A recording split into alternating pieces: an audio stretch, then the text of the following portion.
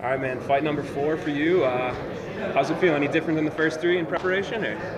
The preparation is the same, but the feeling a little more relaxed. Of course, the first one was the hardest one. How I'm gonna finish inside the cage, but after that, I like it.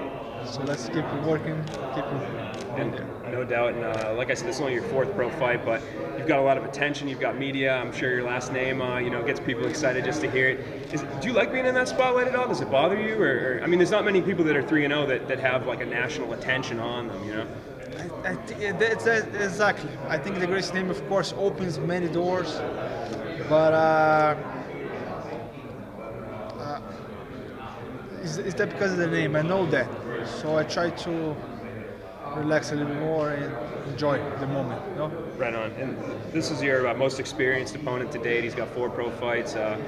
Talk to me about that a little bit. Do you feel like this is a little step up in competition? Do you feel like it's on the same level? Like, what kind of matchup do you expect out of this one? He's tougher than the other ones for sure, but I'm tougher than I was supposed to be in the first fight. I'm not the same. So every fight I'm feeling better. My skills going coming up, so it's going to be the same level, let's say. Right on. And you talk about the last name, and I know submissions are synonymous with the Gracie name, and you've got 3 of them on your record.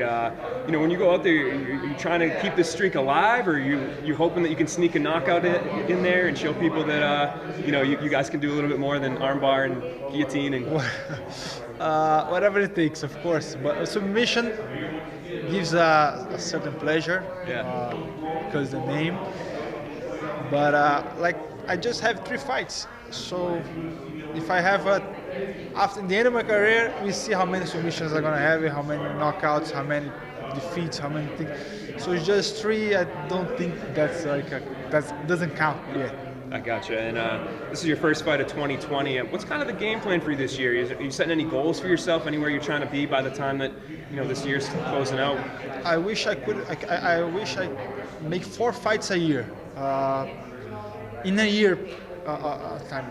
So let's set up. I hope fight in June again, soon as possible. Every fight, of course, recover and get ready to get active here. Because last year I fight 2 times. I want to fight more than that. Right on. To make me happy. Make me happy to be there. So more fights, more happy. Right on. And if I'm a fan and I sit down in the arena or I sit down at my computer to watch this fight, how do you see it playing out in your mind? Is there a specific way that you see this one going down? Take down.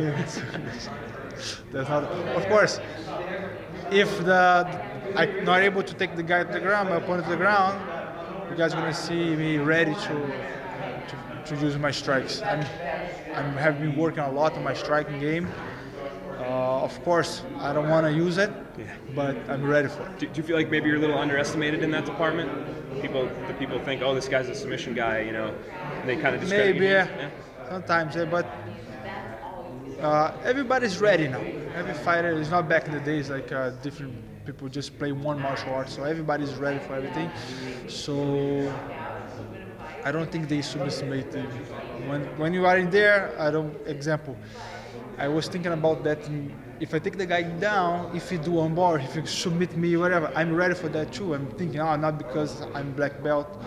I don't know his jiu-jitsu skills, but I'm ready for fighter jiu-jitsu with him. I believe in jiu-jitsu. I know he can submit me. I know he can choke me. So I'm not gonna pretend I'm better than him. So I'm ready for even that.